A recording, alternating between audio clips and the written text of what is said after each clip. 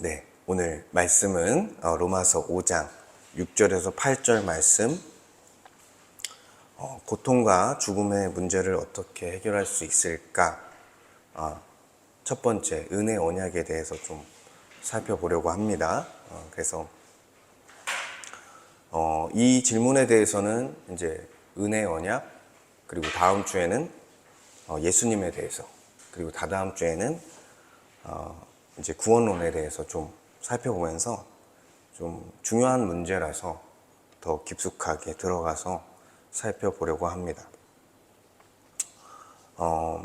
지금으로부터 한 2020년 전에 중국에 한 황제가 있었습니다. 여러분이 잘 아시는 진시 황제라는 사람이 있었어요. 그 사람은 최초로 중국을 통일한 왕이고요. 그래서 황제라는 이제 칭호가 붙은 거죠. 역사상 어떻게 보면 이제 아시아 지역에서 가장 강력한 권력을 쥔 사람 중 한 명이었습니다. 근데 그렇게 큰 권력을 가졌음에도 그가 간절히 원했던 게 있었는데 바로 불로장생, 영원히 사는 거였습니다. 영생이죠. 그래서 신하들을 시켜가지고 전국 방방곳곳에 불로초를 찾으라고, 죽지 않는 약을 찾아오라고 이렇게 명령했었습니다. 그러나 그가 죽은 나이는 49세였습니다. 여러분, 생각보다 일찍 죽었죠? 그러니까 권력으로도 이제 죽음을 막을 수 없었다는 거예요. 그런데 이 시대에도 똑같은 일이 지금 벌어지고 있습니다. 네. 어떤 사람들은 몸 안에, 그쵸, 칩과 작은 로봇을 넣어서 신체 기능, 우리의 육체적인 수명을 연장하려는 시도를 이제 하기 시작했죠. 아직 이제 초기지만. 그리고 어떤 사람들은 아직은 기술적으로는 불가능한데 자신의 뇌를 디지털로 복사해서, 육체에 존재하지 않고 그 디지털로 복사해서 그 존재가 영원히 남도록 하는 이상한 영생을 지금 추구하면서 가는 분들도 있어요, 실제로. 그리고 돈이 있는 사람들은 불법적으로 장기를 매매해서 자신의 장기에 이식하면서 수명을 연장하는 사람들이 실제로 있다라는 거예요, 세상에서. 그래서 방법은 달라졌지만 지금 어때요? 그 2000년 전에 진시 황제와 똑같이 죽지 않으려는 마음을 다 모든 사람들이 갖고 있는 것입니다. 근데 이제 죽음만 문제가 아니라 사실 이제 어떤 문제를 갖고 있냐? 고통에 대한 문제가 이제는 우리의 삶이 좀 부유해지면서 우리의 삶의 질이 올라가면서 고통에 대한 문제가 부각되기 시작했어요. 그래서 지금은 많은 사람들이 내 고통을 어떻게 해결할 수 있을까에 대해서 생각하며 돈과 에너지와 많은 시간을 쏟고 있습니다. 그래서 이 시대 사람들은 행복을 위해서 얼마나 많은 투자를 하는지 모르겠어요. 여러분 어떠세요? 그래서 매년 심리 상담의 그 시장의 매출이요, 폭발적으로 늘어나고 있습니다. 여러분. 그러니까 사실 몇십 년 전만 해도 심리 상담이라는 그 말을 우리가 그쵸? 그렇게 흔한 용어가 아니었는데 지금은 너무나 흔해졌습니다. 그래서 뭐 이제 교회에서도 목사가 이제 신방을 통해서 목회 상담을 한다, 이런 표현도 쓰죠. 그러니까 자기의 행복에 관한 부분이 엄청난 지금 수익을 내고 있는 거죠. 그래서 어떤 사람은 명상 앱을 만들어 가지고 그것을 통해서 수십억의 이제 수입을 벌어들이기도 하고, 그리고 그 서점에 여러분 서점에 가실지 모르겠는데 저도 잘 안 가는데 저는 이제 근데 서점에 가면요, 그 베스트셀러에 다 뭐냐면 자기계발서예요. 최근 동향을 보면 자기계발서가 아닐 때가 없었어요. 그러니까 그만큼 나의 행복을 위한 강의와 그리고 경험, 그리고 여행, 이런 거에 있어서는 우리가 아낌없이 돈을 쓰고 있다는 거예요. 그래서 어쨌든 이 고통의 문제를 해결하려고 우리가 하고 있는 것입니다. 근데 그런 문제가 해소되지 않을 때 어떻게 합니까? 술을 마시고 게임에 빠지고, 그쵸? 무언가 중독되어서 이 고통에서 헤어나오기 위해서 몸부림을 친다는 거예요. 그게 우리의 모습인 거죠. 확실한 것은 모든 인간이 이 죽음과 고통의 문제를 해결하기 위해 지금까지 모든 인류의 역사 가운데 발버둥을 쳤다라는 것입니다. 그래서 가장 강한 권력자도 마찬가지고요. 가장 돈을 많이 갖고 있는 사람도 예외가 아닙니다, 여러분. 이 문제에 있어서. 그래서 오늘은 죽음과 고통의 해결책에 대해서 이 세상에서는 어떻게 말하고 어떻게 왜곡되게 답하는지, 그리고 이 성경에서는 바른 답으로서 어떤 답을 내놓고 있는지를 좀 살펴보려고 합니다.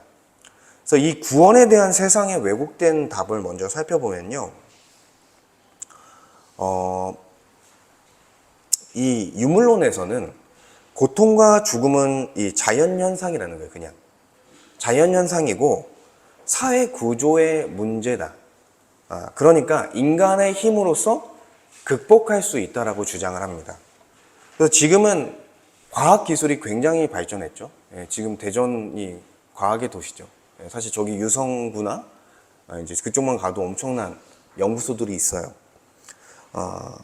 근데 이 과학기술이 주장하는 게 뭐예요? 죽음을 질병처럼 치료할 수 있다라는 쪽에 주장을 해나가기 시작하는 거예요. 물론 아직 정복할 수는 없지만 그렇게 해나갈 수 있다라는 주장을 하고 있습니다. 그래서 미국에 있는 실리콘밸리에 있는 억만장자들이 불로장생을 위해 인간의 영생을 위한 프로젝트에 지금도 수조 원을 쏟아붓고 있다는 거예요. 여러분, 재밌죠? 그래서 구글에서도 그런 프로젝트를 지금 10년 이상 진행하고 있고요. 그래서 이제는 그들이 주장하는 건 뭐냐면 노화는 질병이라고 얘기하는 거예요. 늙는 것, 죽게 되는 그 과정을 그냥 질병으로 치부하기 시작했고, 기술이 충분히 발전하면 죽음을 극복할 수 있을 거라는 방향성을 가지고 그 프로젝트를 그 시행착오를 거치면서 계속 진행하고 있다는 거예요. 실제로 우리의 노화를 늦추는 일은 지금도 실제로 일어나고 있습니다. 그렇죠. 외적으로는 뭐 피부를 가꿀 수도 있고요. 그리고 우리가 운동을 하고 식단 관리를 하면서 그렇죠. 10년 젊은 모습으로 20년 젊은 모습으로 살아가는 사람들이 있죠. 그뿐만 아니라 피도 바꿔요. 요즘에는 피도 바꿉니다. 그러니까 그런 여러 가지 의료적인 것을 통해서 우리도 사실은 건강을 위해서 신경을 많이 쓰고 돈과 시간을 지금 쓰기 시작했다라는 거예요. 그런데 중요한 건 뭐냐면 우리의 죽음을 늦출 수 있는 것은 맞습니다. 그런데 이 죽음 자체를 없앨 수는 없다는 거예요. 아무리 이렇게 과학과 기술이 발전했어도 죽음을 지금 없앨 수 있는 영역까지는 절대 가지 못했어요. 그래서 죽음의 공포가 여전히 사람들의 삶에 있고요. 마음 가운데. 그리고 삶의 공허함이 있습니다. 죽음 앞에 서기 때문에.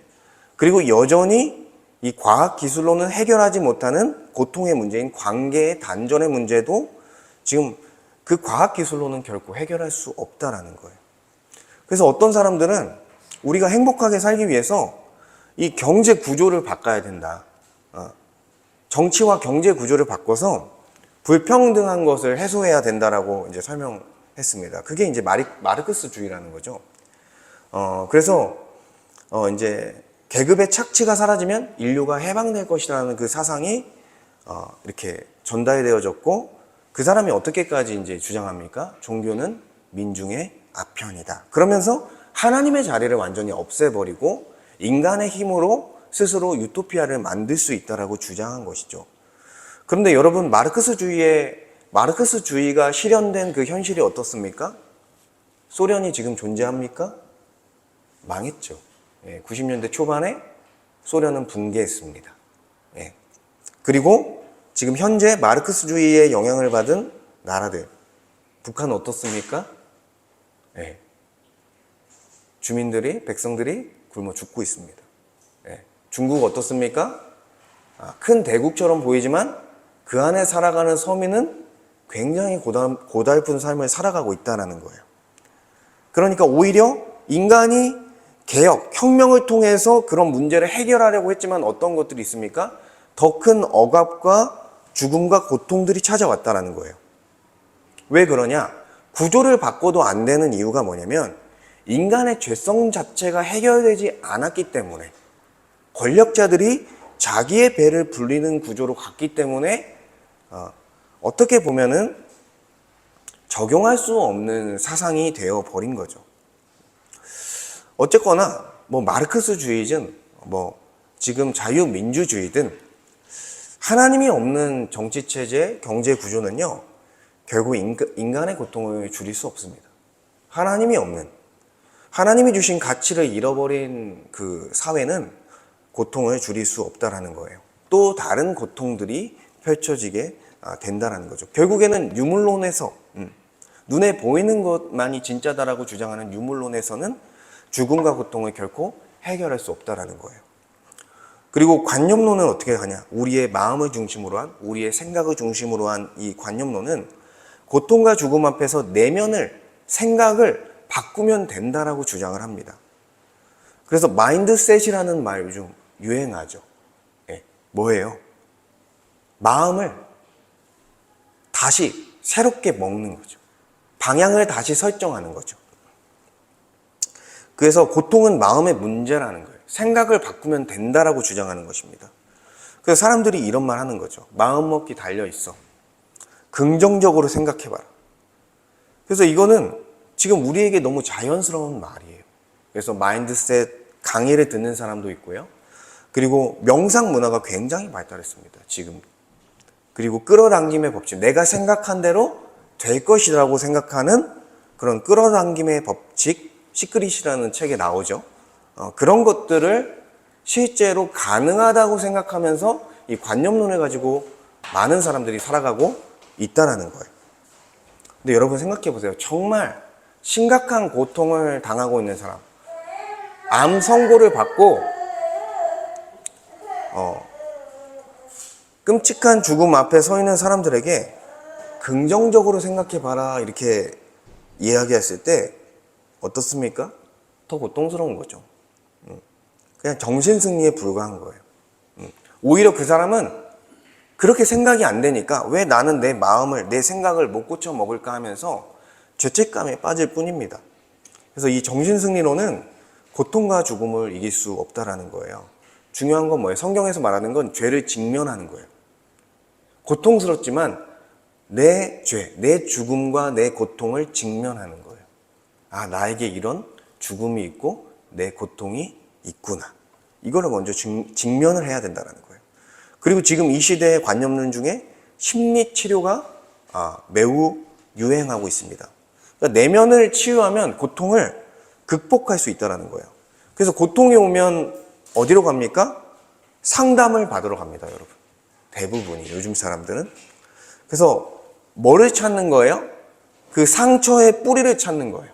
트라우마를 찾는 거예요. 그래서 그 트라우마를 찾아서 감정적으로 도닥여 주면서 도움을 주겠다라는 거거든요. 그런데 여러분, 이것도 한계가 있어요. 물론 이게 도움이 돼요. 충분히. 왜요? 다른 사람의 내 얘기를 들어주는 것만 해도 사실 굉장히 많은 도움이 됩니다. 그런데 나의 어떤 트라우마, 나의 고통의 뿌리를 들여다봤을 때 그것을 감정적으로 이렇게 도와줄 수는 있으나 그 고통의 뿌리 자체는 없앨 수 없다는 거예요. 여러분, 그렇죠? 고통의 뿌리 자체는 없앨 수 없어요. 또 감정적으로 무너지면 또다시 그 트라우마가 자신을 괴롭게 한다는 것입니다. 그래서 이 고통을 이렇게 직면했을 때 하나님께로 가야 되는 거예요, 사실은. 예수 그리스도께 가야 되는 거예요. 나의 모든 문제를 주님 앞에 맡겨드리는 방식으로 가야지 어떤 이런 인본주의적인 심리치료의 방식으로는 나의 고통을 발견할 수 있으나 그거를 해결할 수 없는 쪽으로 가게 된다는 거죠. 그리고 이 관념론은 죽음에 대해서 어떻게 얘기하냐면 죽음은 끝이 아니라 해방이다라고 생각하는 거예요. 그러니까 이 몸 자체를 악한 어떤 감옥처럼 생각을 하는 거죠.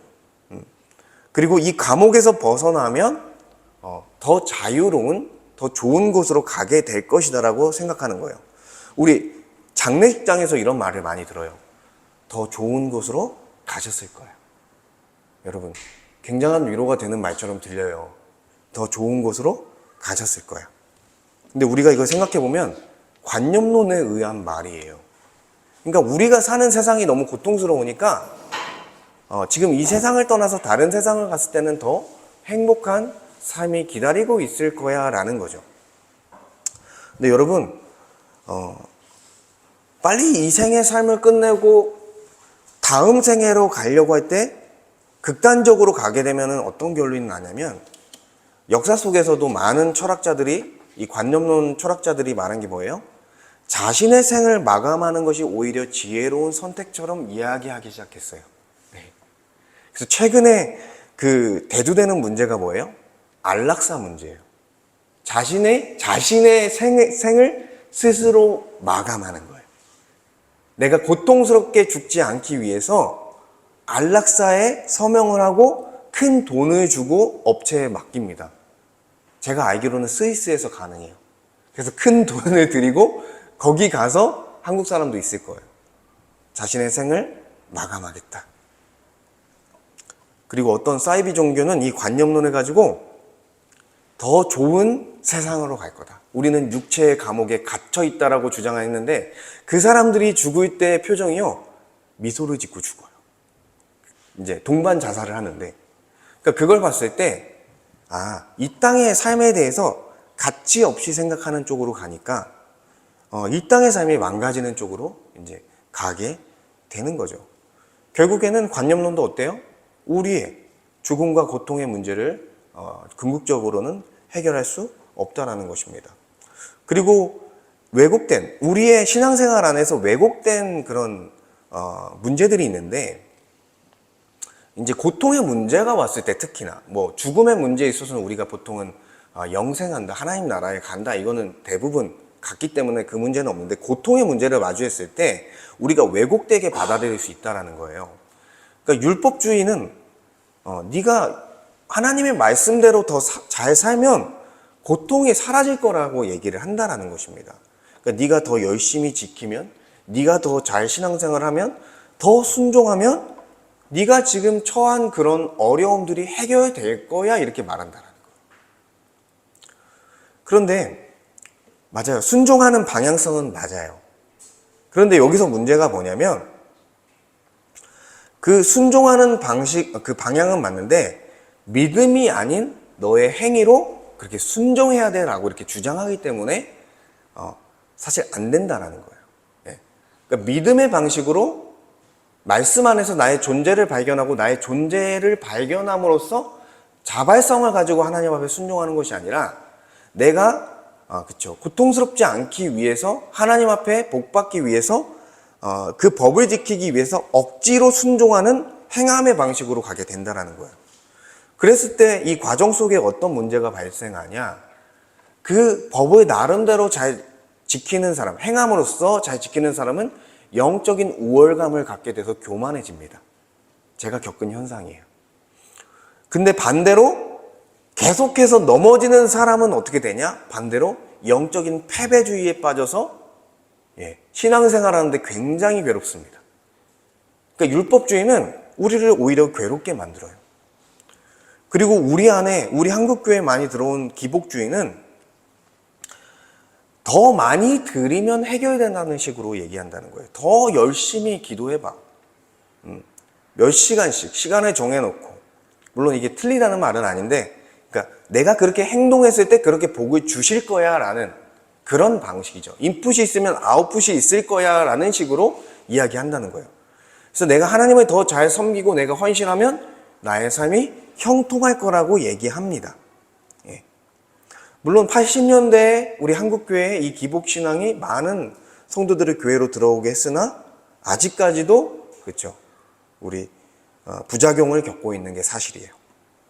그래서 이런 말을 들었을 때는 뭔가 우리가 할 수 있을 것 같고 우리가 정말 하나님 앞에 헌신했을 때 나의 고통의 문제가 해결될 것처럼 생각됩니다. 근데 어때요?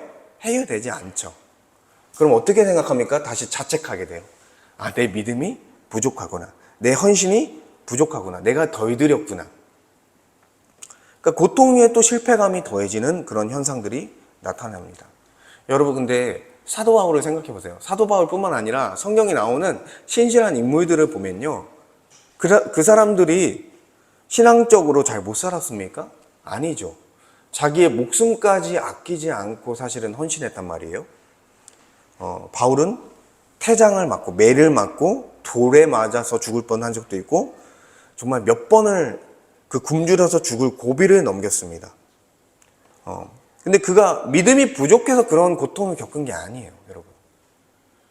원래 세상 자체가 그쵸 타락했고, 그리고 우리가 기독교인으로 산다는 것 자체가 고난이 찾아옵니다. 왜요? 세상의 방식과 역행하기 때문에 신자가 겪는 또 특별한 고난이 있어요. 여러분, 그쵸? 여러분 어제 축구했는데 풋살 같이 했는데 여러분 오늘 나오려고 얼마나 힘드셨습니까?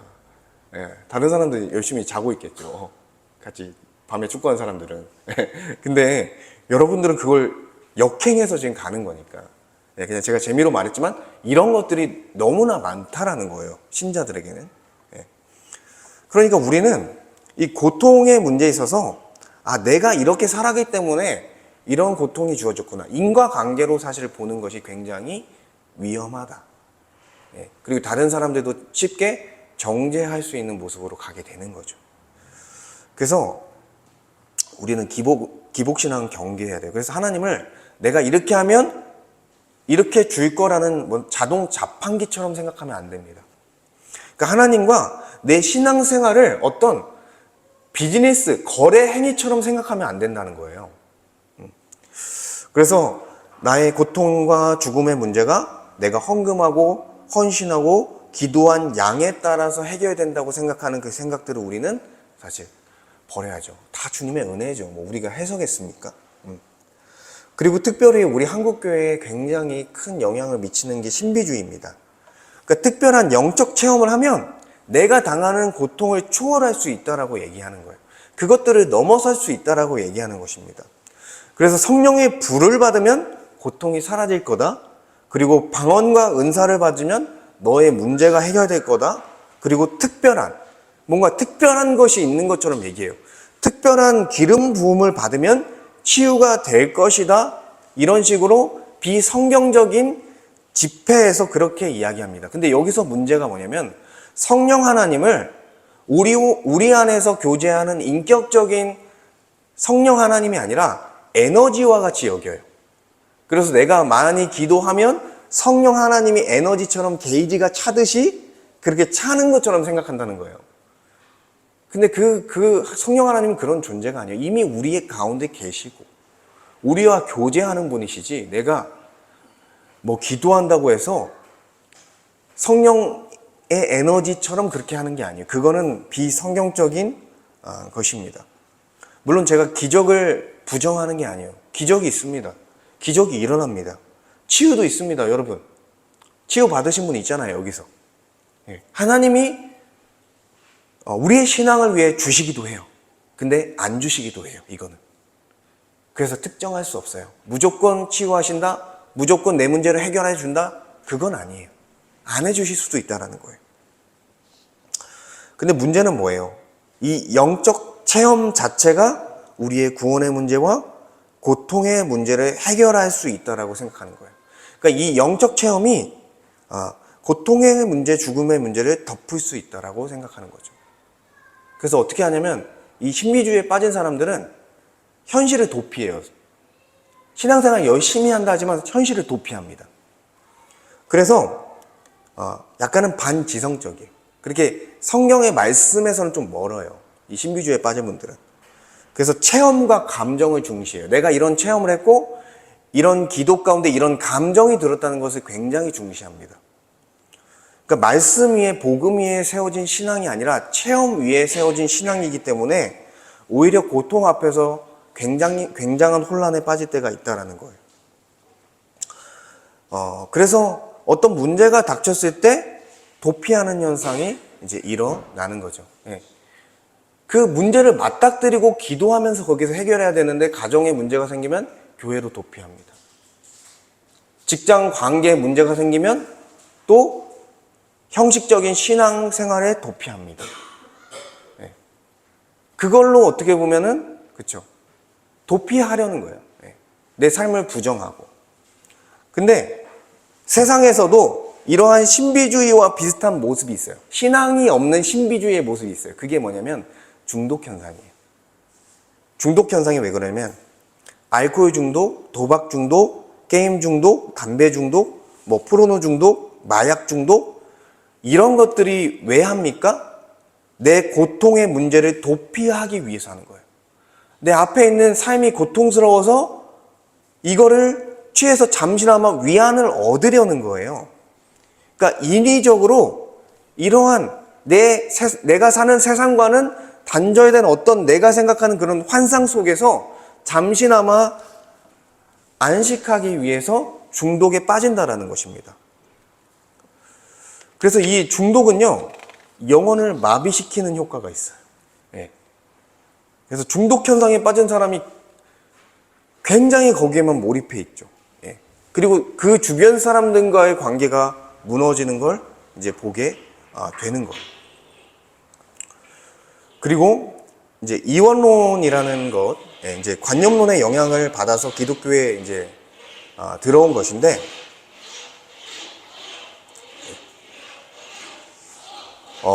어차피 몸은 썩어질 거고 영혼이 중요하다는 거예요. 예. 그래서 육신의 고통은 별거 아니니까 우리 그냥 천국 가면 다 해결된다라는 거예요. 여러분 이런 말 많이 들어봤죠? 이 세상에서 우리 고통을 당하는데 물론 좋은 말일 수도 있어요. 근데 이 세상의 삶 자체를 부정하는 게 문제라는 거죠. 이원론이. 그래서 이 세상은 지나가는 거니까 붙잡지 말고 너무 신경 쓰지 마. 여러분 그게 됩니까? 하나님이 그렇게 말씀하시지 않죠.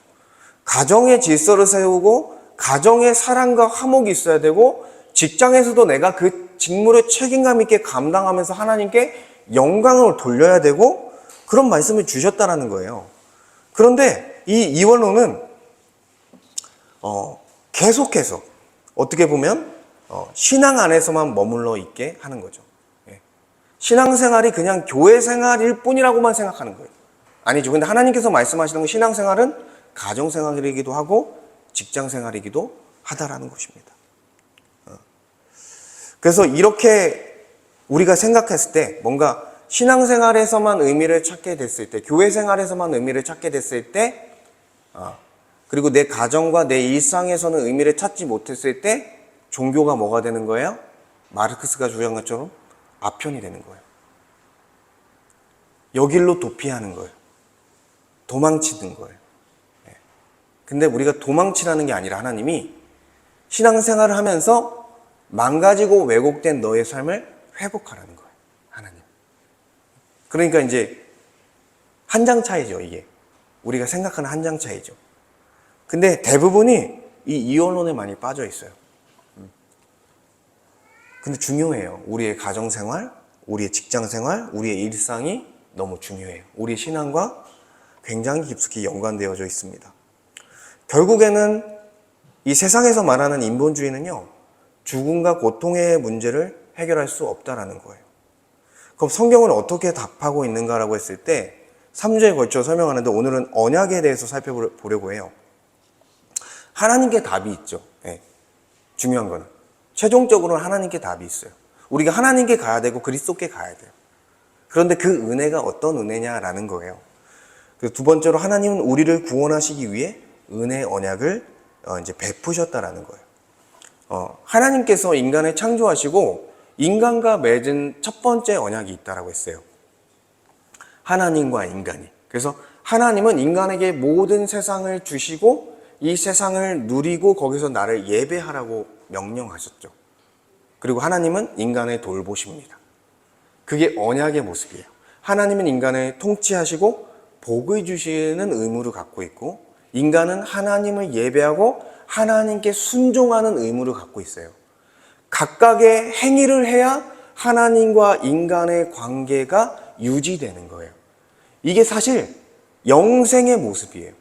하나님과 인간이 맺은 그 행위 언약의 관계, 행위 언약이라고 합니다. 제가 지난주에 설명했는데, 그리고 인간이 하나님의 대리 통치자로서 주님이 주신 창조세계 전체를 다스리는 그 모습, 주권을 하나님이 갖고 있고 백성으로서 사람들이 존재하고 그리고 영토로서 하나님이 주신 땅의 모습이 다 공존할 때 그게 하나님 나라의 모습이고 이 에덴 동산이 바로 하나님 나라의 원형의 모습이라는 거예요.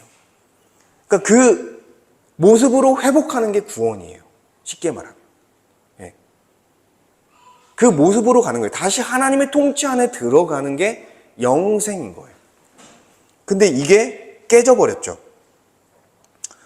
아담이 사단이 하나님처럼 너도 될 것이다라는 그 유혹에 넘어져서 어떻게 됐습니까? 그 결과 하나님과 영적으로 단절되어졌습니다. 인격적인 관계가 파괴됐어요. 이걸 뭐라고 했습니까? 죽음이다. 육체가 죽는 건 2차적인 거다. 2차적인 건 하나님과의 교제가 끊어진 게 죽음이라는 거예요. 그 결과로서 우리 육체가 죽고 결국에는 지옥에 떨어지게 되는 것입니다. 그런데 하나님과의 관계만 단절된 것이 아니라 나의 이웃과의 관계, 나의 아내와의 관계, 나의 남편과의 관계, 나의 자녀와의 관계, 직장 동료와의 관계, 그것들이 파괴되어져서 망가진 거죠. 그리고 가시덤불과 엉겅퀴가 나면서 이 세상을 다스리기가 어려워졌어요. 그래서 여러분, 우리가 사회에 나갔을 때 늘 문제를 겪는 이유가 뭐예요? 세상이 타락했기 때문에. 근본적인 원인, 하나님과의 인격적인 관계가 끊어져서 세상 사람들이 하나님을 모르는 채 살아감으로써 세상은 타락하게 된 것입니다. 근데 이러한 관계를 어떻게 우리가 되찾을 수 있는가를 수천 년 동안 인류가 시도했지만 실패했다라는 거예요. 아까 제가 앞에서 말한 것처럼. 근데 문제는 뭐예요? 인간 스스로 하나님과의 관계를 회복할 수 없다라는 거예요. 왜냐면 이미 우리는 죄인이 됐어요. 죄인이 돼서 하나님께 갈 수도 없고 거룩한 존재가 아니기 때문에 하나님께 갈 수도 없고 하나님께 온전히 순종할 수도 없는 존재가 되어 버렸다라는 것입니다. 그래서 이미 끊어진 하나님과의 그 행위 언약을 우리는 되돌이킬 수 없다라는 거죠. 여기에 두 가지 문제가 있어요. 예, 조금 이제 헷갈릴 수 있지만 첫 번째는 뭐냐면 죄의 문제예요. 여러분, 죄의 문제로 인해서 우리에게는 뭐가 주어졌습니까? 형벌이라는, 죽음이라는 형벌의 문제를 우리 스스로 해결할 수 없게 됐다는 거예요. 그리고 의의 문제.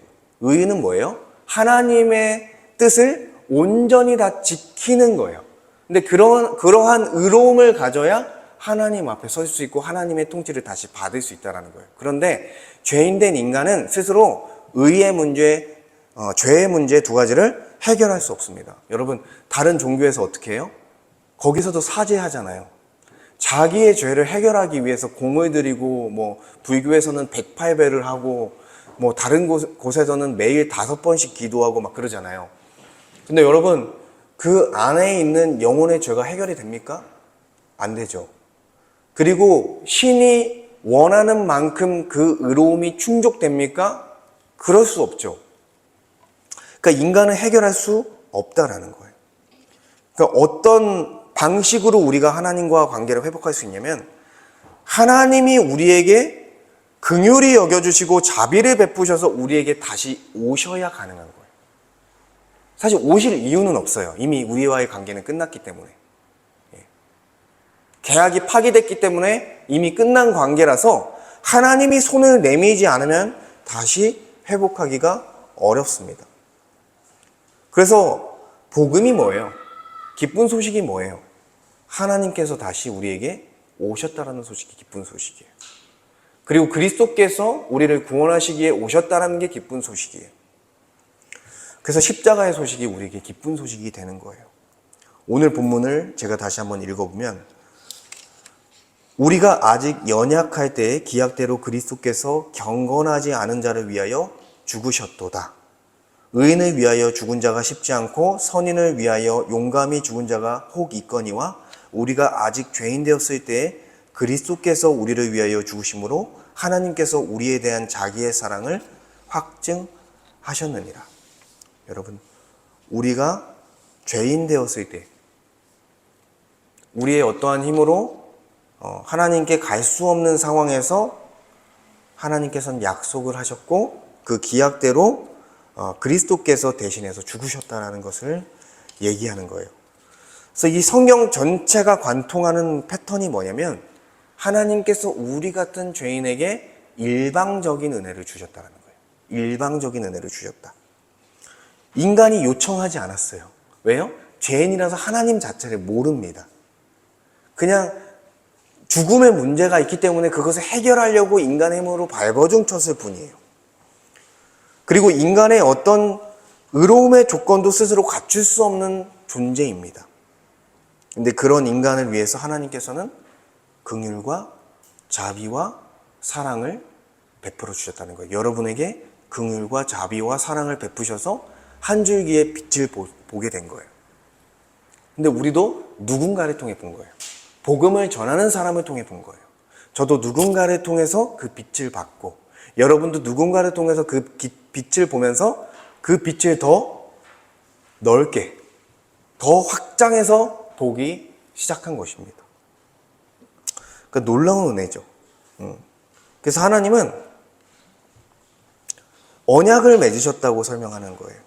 내가 일방적인 은혜로 너를 구원하겠다. 이렇게 한 거예요. 그러니까 죄의 문제도 내가 해결할 것이고 의의 문제도 해결할 것이다. 그래서 첫 번째 중요한 게 뭐냐면 법적 차원이에요. 왜 우리가 죽는 이유가요, 법적인 이유예요. 여러분, 그 판사가 유죄를 때릴 때 어떤 이유로 그 사람이 감옥에 갑니까? 법적인 근거에 의해서 감옥에 가죠. 우리도 법적인 근거에 의해서 지옥에 가는 거예요, 원래는. 근데 법적 차원에서 우리를 예수 그리스도께서 보증해 주셔서, 그래서 그분을 중보자라고 하거든요. 중재하면서 보증해 주는 거예요. 근데 이 보증은요,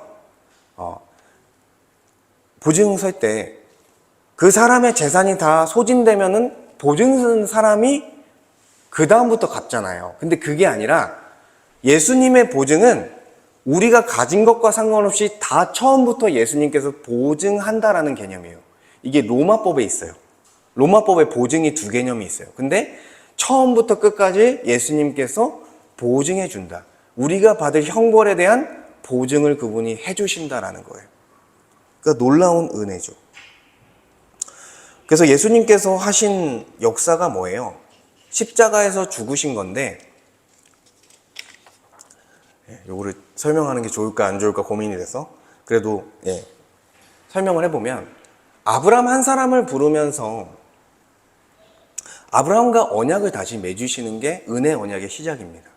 근데 거기서 그 짐승들을 반으로 쪼개서 이렇게 언약을 맺어요. 근데 그 당시에 언약을 어떻게 맺었냐면, 두 언약의 당사자가 이 쪼갠 고기 사이를 지나가면서 내가 당신과 언약을 맺은 의무를 다하겠다. 그렇지 않으면 이 쪼개진 고기와 같이 내가 심판을 당하겠다라는 약속을 하는 거예요. 그런데 하나님께서 그 창세기 15장에서 어떻게 하냐면 아브라함을 깊은 잠 가운데 빠지게 합니다. 그리고 타는 횃불로서 하나님께서 나타나셔서 쪼갠 고기 사이를 홀로 지나가셨습니다. 이건 뭘 얘기하냐면, 너는 죄인이라서 너를 스스로 구원할 수 없으니 내가 다 은혜를 베풀어주고 내가 감당해 줄게라는 말씀을 하신 거예요. 이게 신약에 와서 예수님의 십자가 죽음으로 이어진 것입니다. 그래서 한편이 지키지 않았잖아요. 쪼갠 고기와 같이 심판을 당해야 되죠. 그래서 예수님께서 십자가에서 형벌을 받는 이유가 책임을 대신 받으시는 거예요. 형벌을 대신 받으신 거예요. 그래서 우리의 죄의 문제는 그 십자가 형벌 대속적 죽음을 통해서 해결된 것입니다. 그리고 의의 문제, 하나님 앞에 죄의 문제만 해결돼서 되는 게 아니라 하나님 앞에 나아가려면 의의 문제도 해결돼야 되는데, 예수님께서 오셔서 완전한 삶을 사셔요. 율법 앞에 완전한 삶을 사시면서 그분의 의로움이 우리의 의로움이 되었다라고 해서 그것을 의롭다함을 받았다라고 설명해요, 이 성경에서는. 그러니까 그분의 의가 우리의 의로 전가되어져서 우리를 하나님께서 어떻게 봐주시는 거예요? 그리스도와 같이 봐주심으로써 우리가 다시 하나님 앞에 설 수 있는 담력을 얻게 된 거예요. 그러니까 하나님의 통치 앞에 들어갔다 구원을 받았다라는 거예요.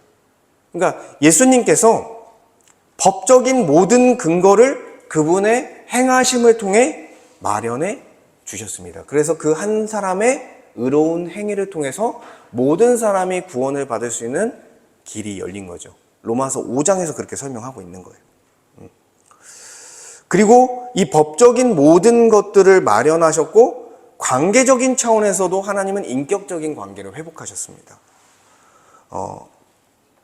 예레미야 31장 33절 여기뿐만 아니라 창세기 출애굽기부터 계속 나오는데 어떻게 하냐면 나는 너희들의 하나님이 되고 너희는 나의 백성이 될 것이다. 너는 나의 백성이 되고 이제는 너는 나의 자녀가 되고 예수님은 어떻게까지 얘기해요? 너는 이제 나의 친구가 되었다. 이거는 뭘 말하는 거예요? 인격적인 관계. 비즈니스 관계가 아니라 진정한 관계, 특별한 관계. 피조물이지만 하나님과 교제할 수 있는 특별한 은혜를 받은 관계 속에 다시 들어갈 수 있다는 것을 설명하는 거예요. 어떻게 그게 적용됩니까? 에스겔서 36장 27절을 보니까 또 내 영을 너희 속에 두어 너희로 내 율례를 행하게 하리니. 그러니까 하나님과의 관계를 계속 지속하려면 어떻게 해야 돼요? 하나님이 원하시는 것들을 지켜갈 수 있는 힘이 있어야겠죠. 근데 우리가 하는 게 아니에요. 하나님께서 우리의 존재를 그렇게 바꿔주셨어요. 순종할 수 있는 능력도 주신 거예요. 그것을 어떻게 할 수 있냐? 성령께서 우리로 하여금 죄를 짓는 쪽으로 가는 게 아니라 하나님의 말씀을 지키면서 선을 행하는 쪽으로 우리를 인도하시는 삶으로 나아가게 한다는 거예요. 한 번에 되는 건 아니에요. 그렇지만 그런 놀라운 은혜가 이루어지는 것입니다. 그래서 우리는 어떻게 합니까? 이제는 하나님을 아버지 하나님, 여러분 어디서든지 여러분이 고통 중에 있더라도 아버지 하나님 부를 수 있는 거예요. 이게 얼마나 큰 은혜입니까? 예. 우리가 육신의 아버지가 있지만 우리 육신의 아버지도 너무나 든든한데 정말 이 모든 만물을 다스리시는 그 하나님이 우리의 아버지가 되주신 거예요. 그래서 우리의 고통의 문제를 들고 나아갈 수 있는 존재가 되어주신 거예요. 얼마나 감사합니까? 그래서 이 땅에서부터 죽어서 하나님 나라 천국이 열리는 게 아니라 이 땅에서부터 이 은혜 언약을 통해 하나님 나라의 은혜가 열리게 됐다는 거예요. 우리는 어쩔 수 없이 깨진 세상에서 고통을 겪을 수밖에 없습니다. 예. 피할 수 없는 문제들이 존재해요. 근데 우리는 그 고통을 이제 마주하면서 직면하면서 어떻게 생각하냐? 로마서 8장 28절을 보니까 우리가 알거니와 하나님을 사랑하는 자, 곧 그의 뜻대로 부르심을 입은 자들에게는 모든 것이 합력하여 선을 이루느니라.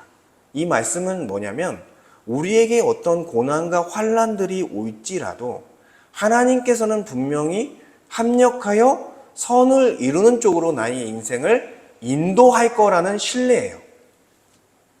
맞아요. 여러분 문제가 많아요. 내 삶에. 해결되지 않아요. 가정의 문제, 직장 안에서의 문제, 내 내면의 문제, 죄에 넘어지는 문제, 해결되지 않는 것이 너무나 많습니다. 그런데 그럼에도 불구하고 하나님께서는 나를 선한 길로 인도하실 거다라는 믿음을 신자는 갖는 거예요. 왜요? 그분이 우리의 아버지가 되어 주셨기 때문에. 그래서 고통의 문제가 와도 우리는 우연이 아니고 어떤 목적이 있고 이것을 통해서 나의 신앙을 더 북돋아줄 그런 부분이 있을 것이고 이 고난을 통해서 고난이 있음에도 불구하고 하나님께서는 나를 이끌어 주실 거다라는 쪽으로 우리가 신앙을 세우게 되는 것입니다. 그리고 고통 중에서 감사한 건 뭐예요? 여러분 고통 중에서 제일 힘든 게 뭐예요? 혼자라서. 말할 수 있는 사람이 없어서. 그런데 성령께서 우리와 함께 하신다. 하나님께서 함께 하신다라는 거예요. 여러분, 우리는 하나님께 기도할 수 있는 거예요. 그래서 기도는 의무가 아니라 교제예요. 물론 우리가 시간을 정해서 할 수도 있겠지만 가장 나와 가까운 존재이신 하나님과 교제하는 거예요. 여러분, 어머니, 아버지가 날 잘할까요? 아니면 하나님이 날 잘하실까요? 하나님께서 나를 더 잘하시겠죠. 네, 맞아요. 진짜예요, 이건. 어머니, 아버지도 나의 마음에 어떤 문제는 못 짚어내실 수 있어요. 물론 감으로 이렇게 뭐 문제가 있는 것 같은데 이런 느낌을 받을 수는 있겠지만 하나님은 아시죠. 왜 네가 그렇게 힘들어하는지, 왜 네가 고통 속에 있는지 아신다는 거예요. 그래서 우리가 기도할 수 있는 거예요. 그래서 이제 다윗은 고백하는 거예요. 내가 사망의 골짜기를 지날지라도 해를 두려워하지 않는 것은 주께서 나와 함께 하심이라. 다윗이 사울을 피해 다니면서 얼마나 고통스럽습니까? 그 7년이. 근데 고통 안에서도 하나님께서 함께 하시니까 두려워하지 않고 그 고통을 넘기면서 살아갈 수 있는 삶을 살게 된 것이죠. 그리고 이러한 타락한 세상과 왜곡된 깨진 세상을 보면서 우리는 결국 하나님 나라, 완성된 하나님 나라를 소망하며 나아가게 되는 것입니다. 여러분, 부분적으로는 이 땅에서도 회복이 됩니다. 가정에 하나님의 말씀을 통해 회복될 수 있습니다. 그렇죠? 관계도 회복될 수 있습니다. 하나님이 주신 말씀을 믿음으로, 기도로 붙들므로써 우리가 또한 믿음으로 살아가면서 그러한 일상과 관계와 육체의 문제들, 우리의 병도 하나님께서 고쳐주실 이유가 있으면 고쳐주십니다. 그러니까 부분적으로는 있어요. 근데 완전히 다 들어주시지는 않는 거예요. 우리는 그런 생각을 해야 돼요. 왜 내 문제는 해결해 주시지 않지? 이유가 있는 거죠. 그거는. 안 해줄 수도 있는 거예요. 안 내는 게 더 많을 수도 있는 거예요. 그래서 우리가 이런 삶을 살면서 다시는 사망이 없고 애통하는 것이 없고 곡하는 것이 없고 아픈 것이 없는 그 영원한 하나님 나라, 하나님의 통치 속에 영생할 수 있는 그 나라를 소망하는 거죠. 여러분. 물론 결혼하시는 분도 있고 뭐 지금의 젊은 삶 자체가 너무나 재밌는 부분도 있지만 여러분, 그래도 완전하진 않잖아요. 우리의 삶이. 결혼해도 어려움이 있습니다. 그리고 우리가 대기업에 가도 어려움이 있고요. 우리가 그 문제를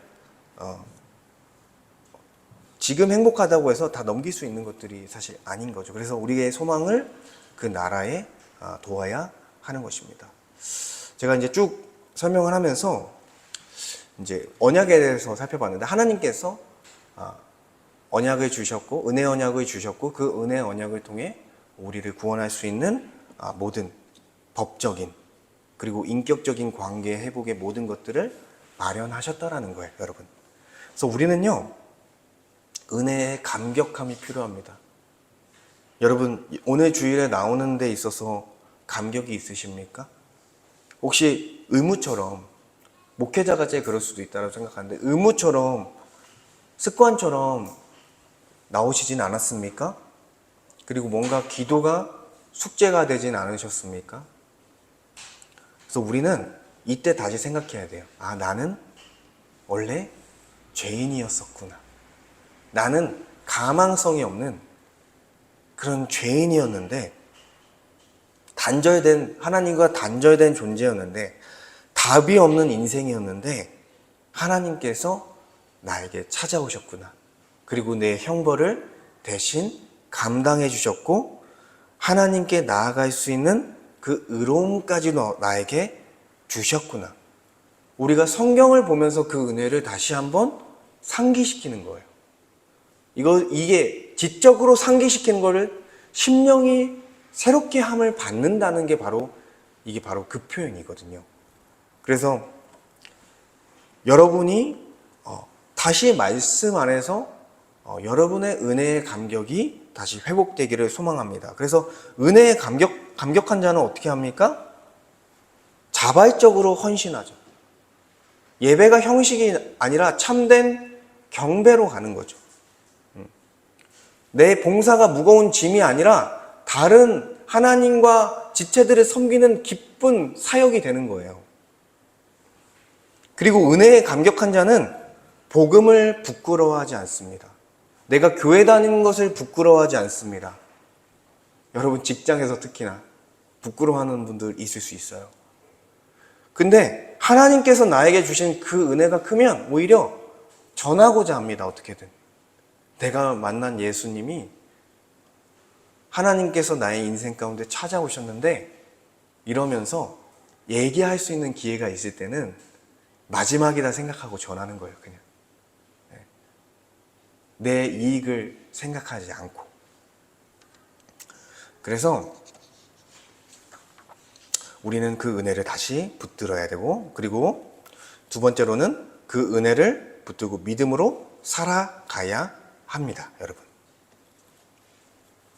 우리가 그냥 믿는 걸로 끝나는 게 아니라 우리의 일은 믿는 거예요. 여러분, 우리의 구원이 믿음으로 주어진 것뿐만 아니라 여러분이 사는 삶이 더 거룩해져 가는 건 믿음을 통해서예요.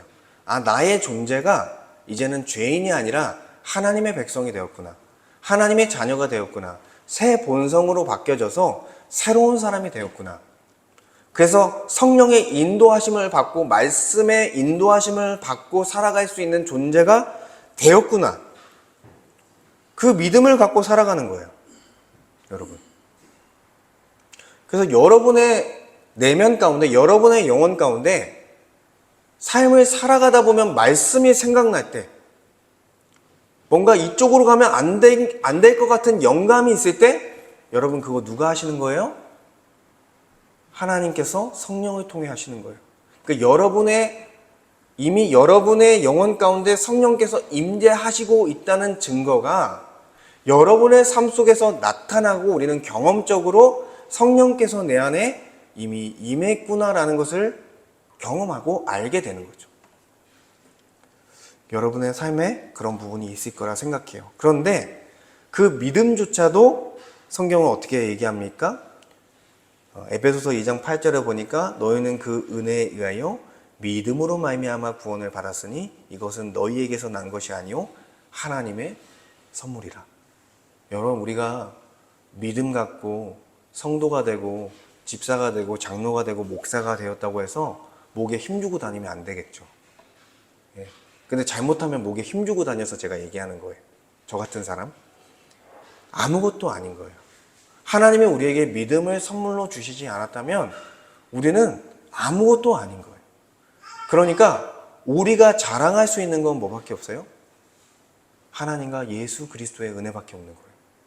나의 어떤 작은 공로조차도 사실 하나님의 은혜로 말미암은 거예요.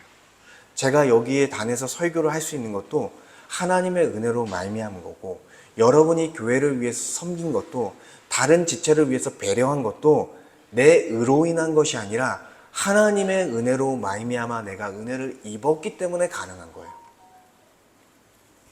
그러니까 우리가 자랑할 수 있는 것이 우리에게는 없고 바로 예수 그리스도의 그 은혜만이 우리의 자랑이 되는 것입니다.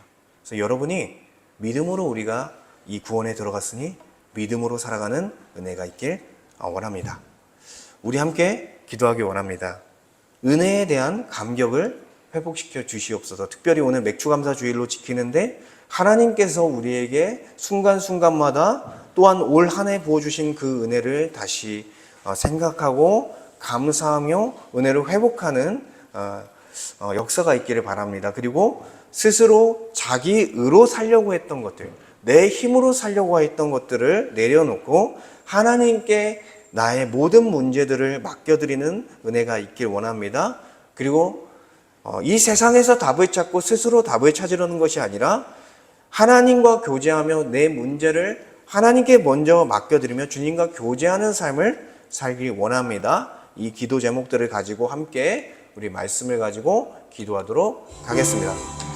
하나님 감사합니다. 주님, 우리에게 정말 일방적인 은혜로서, 하나님의 전적인 은혜로서 하나님께 나아갈 수 없는 우리 같은 존재들, 죄인이어서 또한 우리의 죄의 문제와 의의 문제를 스스로 해결할 수 없는 우리 같은 자들, 스스로의 힘으로 죽음과 고통의 문제를 해결하려고 발버둥 쳤던 우리의 인생 가운데 하나님 긍휼과 자비와 사랑을 베푸셔서 오지 않아도 되시는데, 정말 우리를 사랑하는 마음으로 다시 오셔서 약속하시고 은혜의 언약을 세우시고, 또한 그 은혜의 언약을 중보자이신 예수 그리스도를 통해서 또한 성취하심으로써 십자가에서 형벌대속적 죽음을 당하심으로써 우리가 죄사함을 받을 수 있는 근거를 마련하시고, 또한 율법 앞에 온전한 삶을 삶으로써 우리에게 의롭다함을 줄 수 있는 근거를 마련하셔서 우리가 그 심판대에서 형벌을 받지 않고 지옥에 떨어지지 않고 법적인 근거 아래 우리가 하나님 앞에 다시 설 수 있는 모든 은혜를 마련해 주시니 감사합니다. 그것뿐만 아니라 인격적인 관계를 회복시키시며, 이제는 너는 나의 백성이다, 이제는 너는 나의 자녀다, 너는 나의 친구다라고 말씀하시면서 하나님께 아빠, 아버지라 부르면서 하나님께 어느 순간 어느 장소에서든 구할 수 있는 은혜를 주시며, 말씀 안에서 또한 주님 기도하며 주님과 교제할 수 있는 놀라운 은혜를 주시니 감사합니다.